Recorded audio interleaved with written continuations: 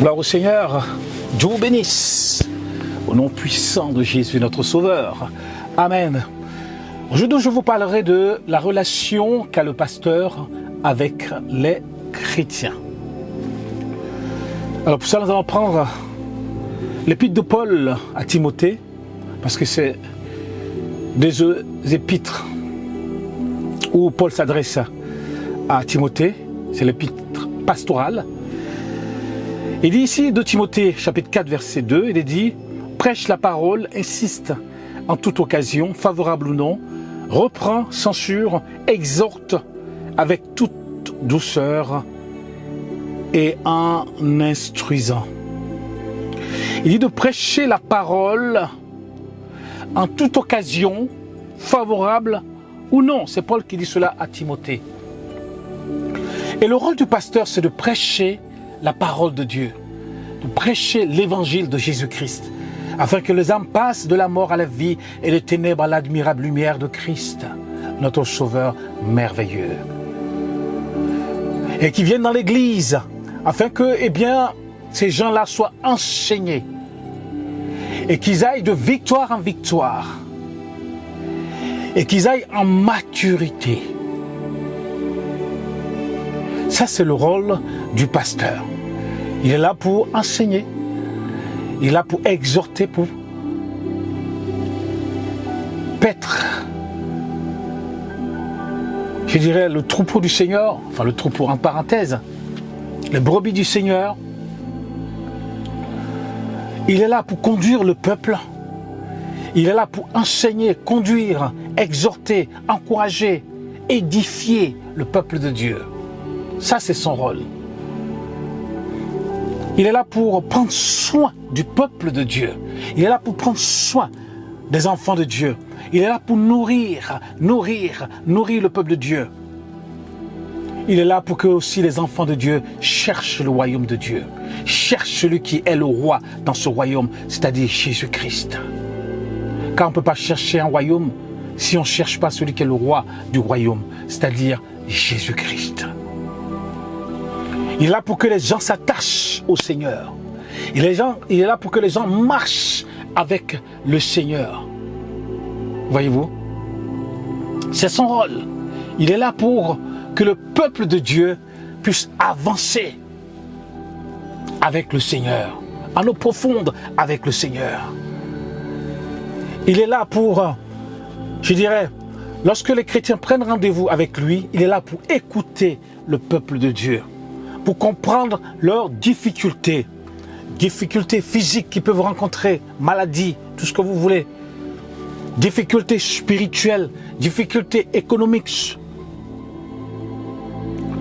Toutes leurs difficultés, ils prennent rendez-vous avec le pasteur ou le pasteur principal, et le pasteur doit être là pour écouter le peuple de Dieu.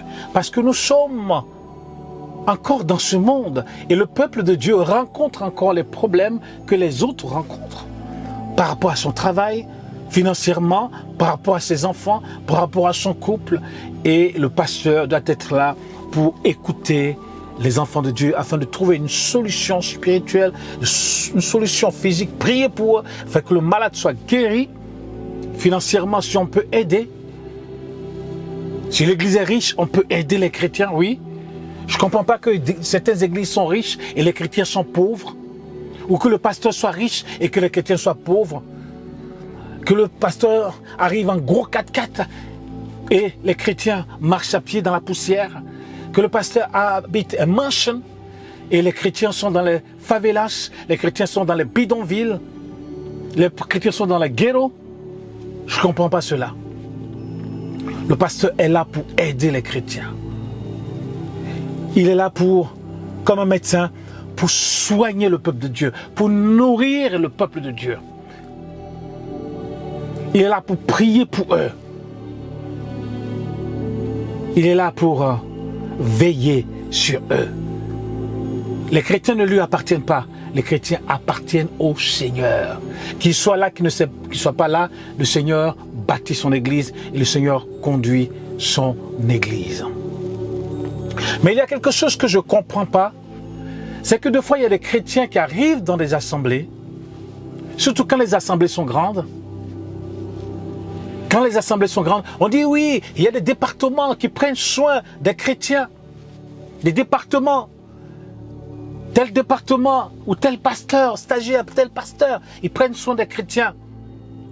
Ou il y a des cellules de maison. On prend soin des chrétiens. Mais il se trouve que des fois, quand tu parles avec certains frères, quand tu parles avec certaines personnes, il se trouve que c'est faux. Qu'on ne prend pas soin des chrétiens. Quelqu'un peut être 1 an, 2 ans, 3 ans dans l'église, il prend rendez-vous avec le pasteur principal, il n'arrive pas à voir le pasteur principal.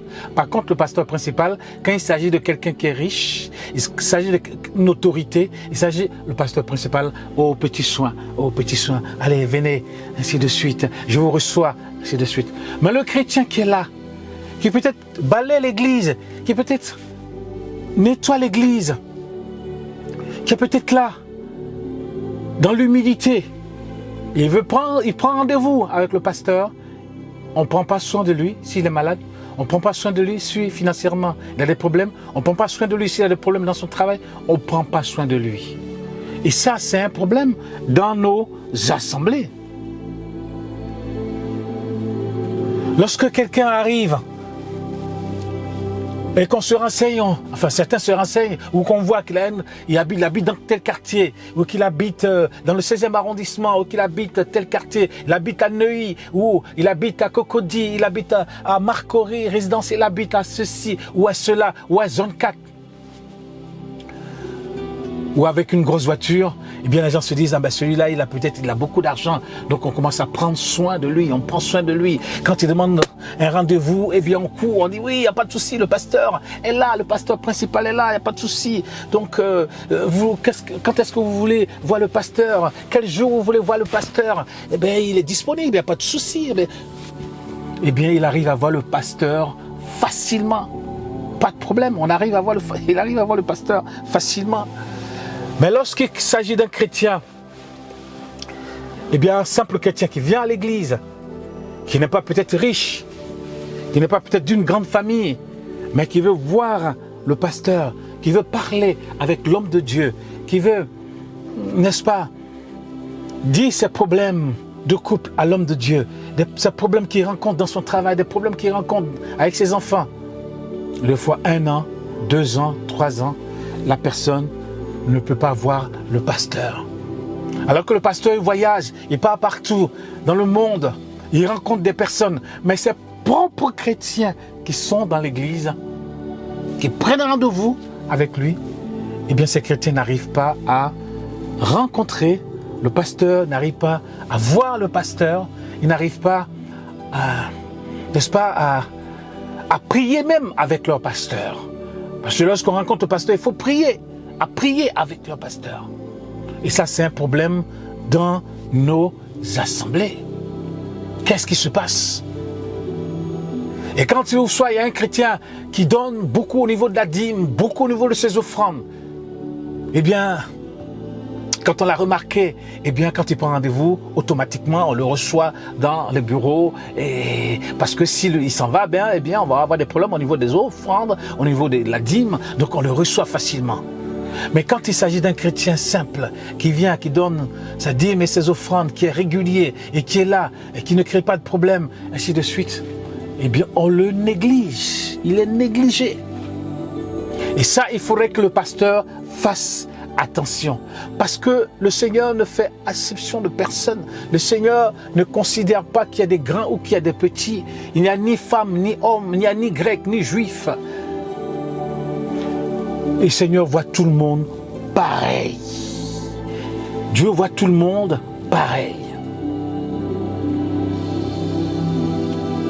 Et il est celui, je dirais, qui prend soin de chacun de ses enfants. Il est celui qui, n'est-ce pas, ne fait pas la différence entre un homme ou une femme, ne fait pas la différence entre telle ethnie ou telle ethnie. Il ne fait pas la différence entre celui qui est riche ou celui qui est pauvre. Il ne fait pas la différence. Mais il est celui qui prend soin de chaque personne. Il est celui qui prend soin de chacun de ses enfants. que tu habites, que ce soit à Neuilly, que tu habites à Paris, que tu habites à n'importe quel endroit, il est celui qui prend soin de chacun de ses enfants. Dieu est bon, et Dieu est extraordinaire, et il est merveilleux, et nous voulons le bénir. Les pasteurs doivent faire attention, ils doivent faire attention à cela. On ne comprend pas, moi je ne comprends pas que des chrétiens viennent dans l'église. Ils ont accepté le Seigneur, ils marchent avec le Seigneur. Ils marchent avec Dieu. Et le pasteur ne les reçoit pas. Le pasteur les néglige, surtout dans les grandes assemblées. On veut simplement que les gens viennent remplir l'église, que les gens soient là dimanche, qu'ils soient là samedi, qu'ils soient là à tel moment. Mais quand il s'agit de prendre soin des gens, eh bien les gens sont négligés. Ça, il faudrait que le serviteur de Dieu fasse attention. Chaque enfant de Dieu a un prix devant Dieu. A un prix. Jésus est mort pour lui. Et les hommes de Dieu doivent le comprendre. Qu'ils soient pauvres, qu'ils soient riches, on doit prendre soin d'eux. Parce qu'au ciel, on demandera, le Seigneur ne demandera pas si tu étais riche sur la terre, si tu étais pauvre sur la terre. Tu es sauvé par grâce, par les moyens de la foi en Jésus-Christ. Nous sommes tous sauvés par grâce, par le moyen de la foi en Jésus-Christ. Nous ne sommes pas sauvés par nos œuvres, mais nous sommes sauvés par grâce. Dieu nous a fait la grâce de nous sauver et de nous aimer.